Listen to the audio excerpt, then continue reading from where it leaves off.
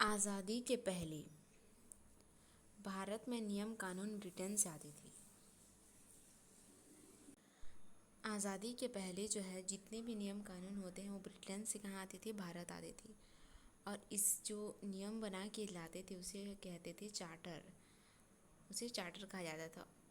और उसके बाद जो है जब देश को आज़ादी मिली तो भारत ने स्वयं कानून बनाए, स्वयं जो अपना कानून बनाया और इसे जो है अधिनियम कहा गया। इसे क्या कहा गया? अधिनियम। इसे अधिनियम कहा गया। तो जो ब्रिटेन से आते थे उसे चार्टर कहा जाता था और भारत में जो बने उसे अधिनियम कहा गया। यानी कि 1947 के बाद जितने भी जो बने हैं वो सारे के सारे अधिनियम होंगे आज़ादी के बाद। तो सबसे पहले देखो कौन कौन से एक्ट्स आए, क्या क्या हुआ। तो 1773 में आया रेगुलेटिंग एक्ट।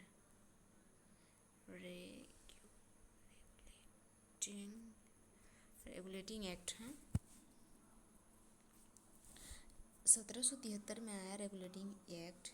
1773 में आया रेगुलेटिंग एक्ट आया।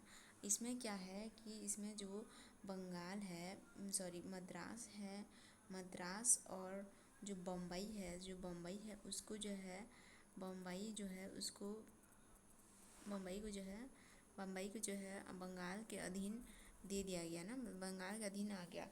जो मद्रास और बम्बई जो है उनको बंगाल के अधीन दिया गया। बंगाल में क्या नियुक्ति किया गया? गवर्नर जो है बंगाल में जो है वहाँ पर बनाया गया गवर्नर जनरल।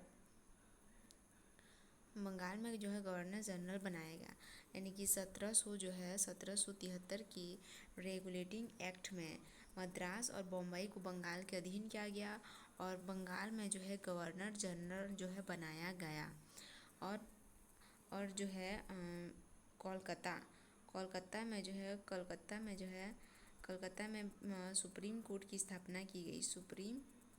सुप्रीम कोर्ट की जो है स्थापना की गई और उसमें जो है कोलकाता में सुप्रीम कोर्ट की स्थापना की गई। कहाँ? कलकत्ता में जो है सुप्रीम कोर्ट की स्थापना की गई। और यहाँ की जो मतलब न्यायाधीश जो हैं सुप्रीम कोर्ट के वो एलिजा एमपी थी ना। एमपी ऐसे नहीं है, मैं ऐसे समझाने के लिए लिख दे रही हूँ, एलिजा एमपी। और उसमें जो जज थे चेस्टर थे, लिंचेस्टर थे और हाइडी, ठीक है ना, ये जज थी।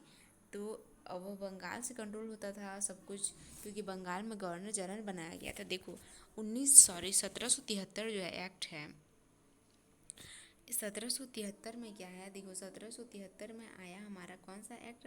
रेगुलेटिंग एक्ट आया, ठीक है ना। और इसमें क्या किया गया कि जो बंगाल है, बंगाल के अधीन किस किस को दिया गया?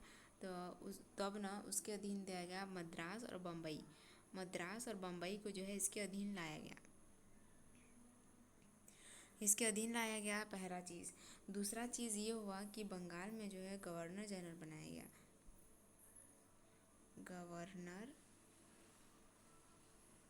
एक सेकेंड,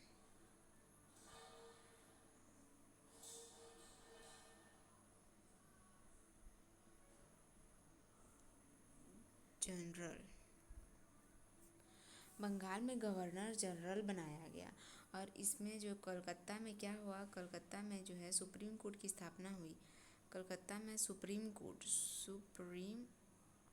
कोर्ट की स्थापना हुई। एलिजा एमपी थी ना,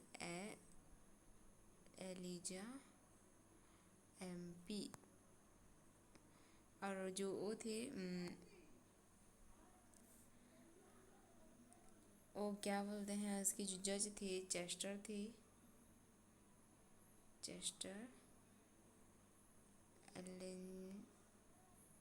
लिंचेस्टर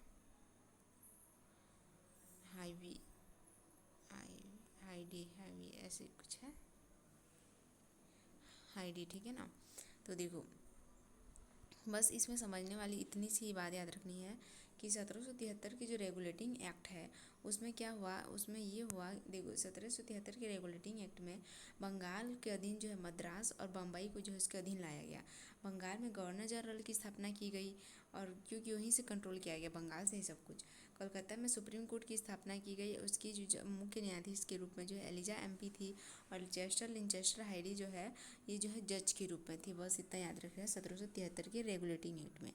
इसके बाद जो है 1784 में आया, 1784 में आया Pitt's India act. Pitt's India act आया, पिट्स इंडिया एक्ट आया ना, ठीक है।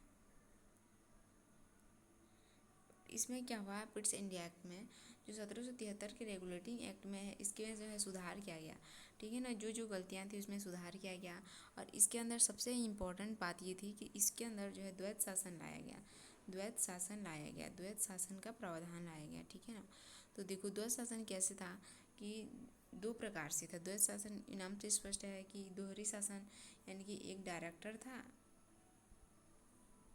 यानी कि निर्देशक और कंट्रोलर था, एक निर्देशक था और एक नियंत्रक था, यानी कि एक डायरेक्टर था एक कंट्रोलर था। डायरेक्टर जो है सीधे रूप से जो है व्यापार किया जाता है, तो इससे याद रखना व्यापार के काम देखता था, व्यापार के जो है ये काम देखता था। और ये जो कंट्रोलर है राजनीति जो है काम करता था, ये राजनीतिक था ना, राजनीतिक रूप से जो है काम करता था। बस इतना याद रखना है, जितने भी व्यापार के काम है वो डायरेक्टर्स का था और कंट्रोलर राजनीति का काम करता था। तो 1784 की पिट्स एक्ट में इतना ही याद रखना है। देखो एक बार और देख लेना, 1784 है और इसमें है Pitt's India act, Pitt's India act, Pitt's India act. इसमें क्या हुआ ना कि देखो इसमें जो है समझाया गया कि इसमें जो है 1773 की जो रेगुलेटिंग एक्ट है उसमें जो है क्या किया गया, उसमें जो है सुधार किया गया, उसमें जो है सुधार किया गया और इसमें जो है द्वैत शासन लाया गया, द्वैत शासन, द्वैत शासन जो है लाया गया, द्वैत शासन लाया गया। इसमें क्या था, एक कंट्रोलर था। अब मैंने पढ़ाया अभी कि देखो इसमें हमने क्या देखा है कि तो इसमें जो है द्वैत शासन लाया गया है। पहला तो जो था वो डायरेक्टर यानी कि निर्देशक था और दूसरा था कंट्रोलर यानी कि जो है नियंत्रक था। तो पहले ही बता दिया गया है, एक सेकेंड ये दिख नहीं रहा है, मैं डी और सी से लिख देती हूँ। देखो द्वैत शासन क्या, सी से कंट्रोलर और डी से डायरेक्टर था। डायरेक्टर जो है सिर्फ वो देखता था, मतलब व्यापार के काम देखते था और कंट्रोलर जो है राजनीति काम करता था। तो इसके बाद ये एक्ट खत्म हो गया। उसके बाद आया 1786। 1786 का चार्टर एक्ट क्या कहता है, इसमें जो है बस इतना याद रखना है कि जो गवर्नर जनरल था, गवर्नर जनरल उसको क्या दिया गया, वीटो पावर दिया गया उसको, जो है वीटो पावर, यानी कि किसी भी चीज़ में वो प्रतिबंध ही लगा सकता था, ये मत करो ये करो, इस टाइप से है वीटो पावर। अब 1786 के बाद हमारा आता है 1813। 1813 का इम्पोर्टेंट है चार्टर एक्ट। इसमें क्या है कि इसमें जो शिक्षा पर 1 लाख खर्च किया गया, शिक्षा पर क्या किया गया, 1 लाख का खर्च किया गया, 1 लाख जो है शिक्षा पर खर्च किया गया। ईसाई धर्म का प्रचार किया गया और जो है जो एकाधिकार को जो है कम कर दिया गया। देखो 1813 में क्या है कि एक पहला तो है शिक्षा पर 1 लाख का खर्चा किया गया, 1 लाख खर्च किया गया शिक्षा पर। और जो है ईसाई धर्म का प्रचार किया गया, ईसाई धर्म का प्रचार प्रसार किया गया, प्रचार किया गया। और तीसरा में क्या किया गया कि एकाधिकार को जो है कम कर दिया गया, एकाधिकार जो है उसको क्या कर दिया, कम कर दिया गया। और मतलब ईस्ट इंडिया कंपनी के एकाधिकार को कम कर दिया गया। लेकिन जो चीन से व्यापार है उनसे कहा गया कि जब उन्हें ये अच्छा नहीं लगा ईस्ट इंडिया कंपनी को, तो देखो एकाधिकार पर कम कर दिया गया।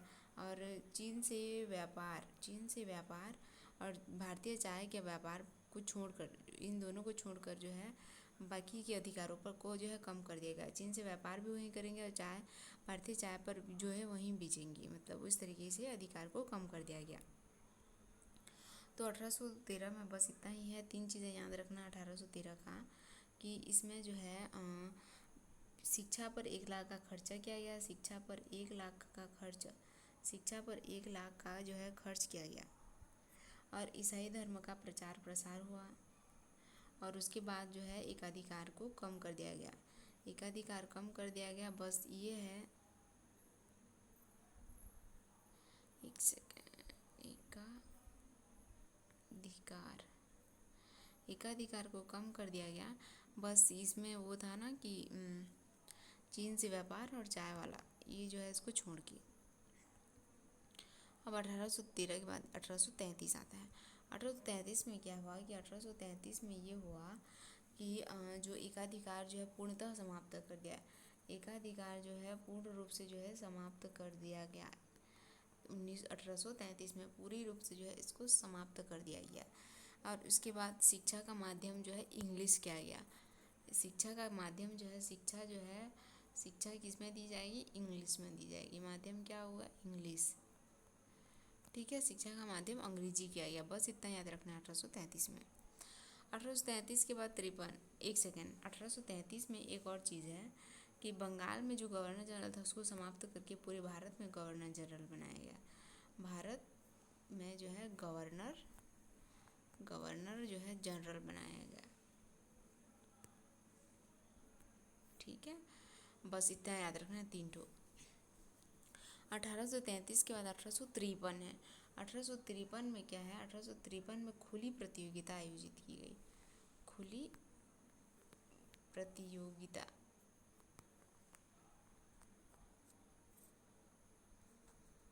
खुली प्रतियोगिता आयोजित की गई 1853 में। अब उसके बाद 1858 आया। 1858 में क्या हुआ? 1858, अब तो ये चार्टर कहलाएगा या अधिनियम? तो ये कहलाएगा अधिनियम। तो 1858 में क्या हुआ कि ब्रिटिश ईस्ट इंडिया